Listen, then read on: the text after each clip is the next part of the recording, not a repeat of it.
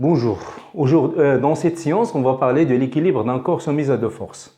Ce corps-là qu'on va utiliser, on va négliger sa masse. C'est très important. On va négliger sa masse. Donc, on va étudier ce cas que j'ai dessiné sur mon tableau.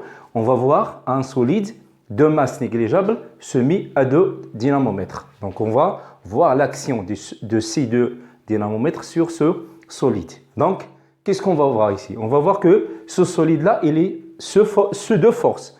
La première force, c'est la force exercée par le dynamomètre 1, qu'on va noter F1. La deuxième force, c'est la force exercée par le dynamomètre 2, qu'on va noter F2. Vous savez, pour noter les forces, on utilise toujours un vecteur. C'est bon? Donc, qu'est-ce qu'on va chercher? On va chercher les caractéristiques de ces deux forces-là. Vous savez, quelles sont les caractéristiques des forces? On a déjà parlé de ça dans la leçon de la force. On va chercher le point d'application. On a dit que le point d'application, c'est le point où agit, le point d'application, c'est le point où agit le dynamomètre 1. Le point d'application pour le dynamomètre, c'est le point où agit ce dynamomètre. Donc, pour la force F1, on a le point d'application, c'est A. On va noter A. Et le point d'application pour le dynamomètre 2, c'est B. Voilà, donc on a maintenant les points d'application. Parce qu'il y a une force de contact dans un seul point. C'est pour cela qu'on va prendre les points. Donc on va chercher maintenant la direction. Toujours on a dit que la direction, c'est très important de prendre deux points pour déterminer une droite. Donc le point d'application, la direction, on a dit le point d'application pour le F1, c'est A. Le point d'application pour F2, c'est B. Pour la direction, on doit prendre une droite. Donc, on doit prendre deux points. Donc, la droite d'application pour F1, c'est AB. Et la droite d'application pour F2, c'est AB. Vous voyez que la direction, c'est la même droite. C'est la droite AB. Donc, après avoir donné le point d'application et la direction, on va maintenant parler du sens. Le sens, c'est où agit la force et où va-t-il. Donc, on va chercher le sens. Donc, on vient voir le dynamomètre 1. Il agit sur le point A et il va vers le dynamomètre 1. Donc, le sens, on va dire que c'est de A vers le dynamomètre D1. Pour la force F2, il agit sur B et il va vers le dynamomètre D2. Donc, le sens, c'est de B vers le dynamomètre D2. Donc, c'est comme ça le sens. Après, on va parler de l'intensité. Puisqu'on a utilisé les dynamomètres, on a deux dynamomètres, et vous savez, c'est le dynamomètre, c'est l'instrument utilisé pour connaître l'intensité. C'est le premier dynamomètre affiche 2, donc l'intensité de la force F1, c'est 2 newtons. Le deuxième dynamomètre affiche 2, donc l'intensité de notre deuxième force F2, c'est 2 newtons. Et vous voyez, quand je vais noter l'intensité, je note seulement F1 et F2 sans la flèche. Parce que l'intensité, ce n'est pas le vecteur. C'est bon? Donc, après avoir donné les caractéristiques des deux forces, maintenant, on va passer à la représentation des deux forces. Donc, pour représenter les deux forces, que ce soit, on va choisir l'échelle de représentation ou il va être donné dans les exercices. Donc, la représentation. Par exemple, ici, j'ai choisi que 1 newton est représenté par 1 centimètre. Ça veut dire quoi? Si j'ai 2 newtons, je dois dessiner un vecteur qui a 2 centimètres. Ici, on a l'intensité de la force F1 est 2 newtons et l'intensité de la force F2, c'est 2 newtons. Donc, pour les représenter, je dois démarrer. Pour représenter d'abord la force F1, je dois démarrer de A et aller vers le dynamomètre 1. Donc, pour mon dessin, je dois dessiner un vecteur F1. Cette distance-là doit être égale à 2 cm.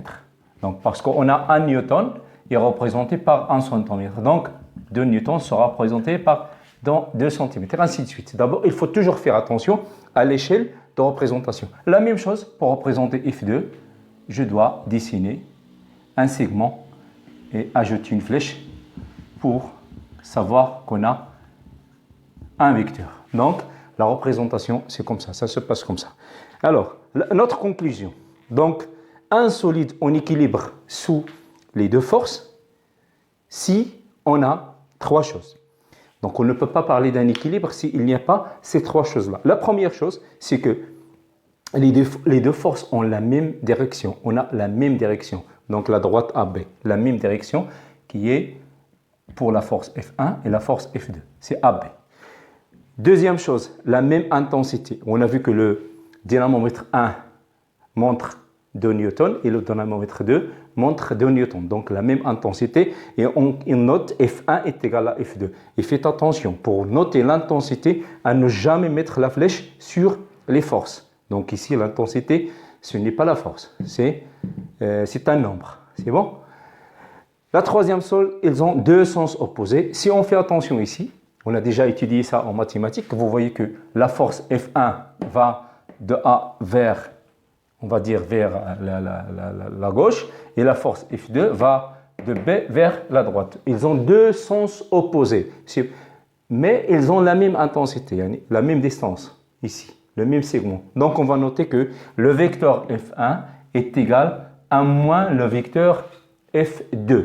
Donc la somme des deux vecteurs, ça va donner quoi? Ça va donner un vecteur nul. C'est ça, le sens opposé. Donc il ne faut pas oublier que ces trois choses-là, c'est indispensable pour avoir un équilibre, ce de force.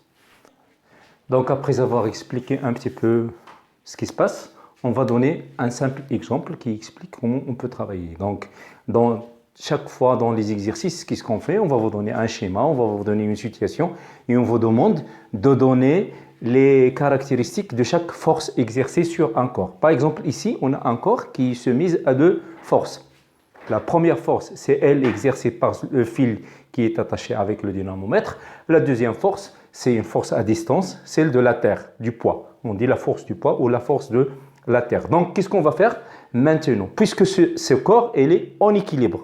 On voit qu'il est en équilibre. Qu'est-ce qu'on va faire? On va chercher les caractéristiques de chaque force. Et on va noter, par exemple, la force du fil, celle exercée par le fil qui est attaché avec le dynamomètre, on va la noter F.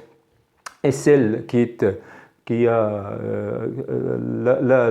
l'agit de la Terre, on va la noter P. Chaque fois, on note celle de la Terre P, parce que ça a une relation avec le poids. Donc, on va déterminer les caractéristiques de deux forces-là. La première caractéristique qu'on va chercher, c'est le point d'application. Donc, puisque ici, il y a un contact pour la force F exercée par le dynamomètre dans le point A, donc on va prendre le point A, le point d'application pour la force F. J'ai noté F. Pour le corps, vous savez que la Terre, c'est une force à distance. Donc, toujours, on prend le centre de gravitation G, c'est lui le point d'application. Donc, on prend G, le point d'application. Donc, pour la force P exercée par la Terre, le point d'application, c'est G. Pour la direction, c'est la même chose pour les deux forces. On va prendre la droite AG.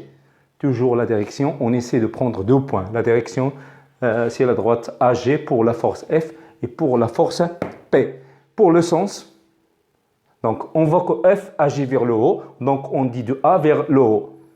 Pour la Terre, il agit vers le bas, on dit de G vers le bas. Donc pour la force F, de A vers le haut.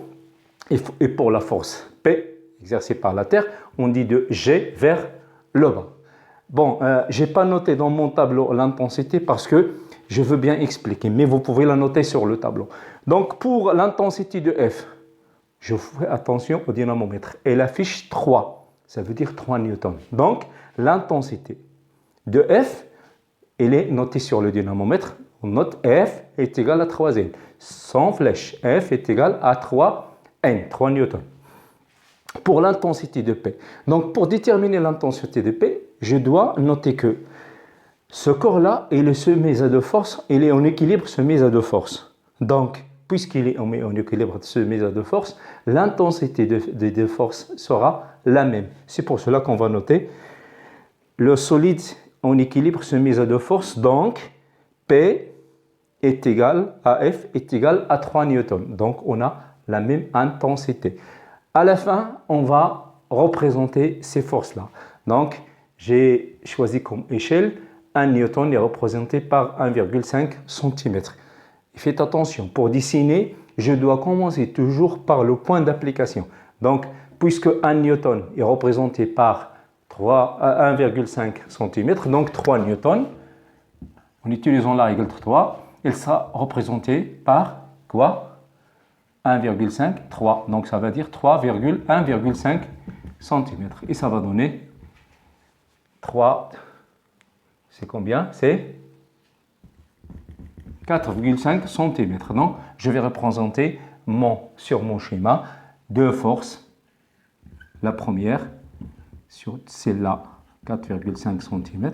Celle-là aussi, 4,5 cm. Donc, je dois faire attention à démarrer la force P de G vers le bas et démarrer la force F de A vers le haut. Et merci pour votre attention.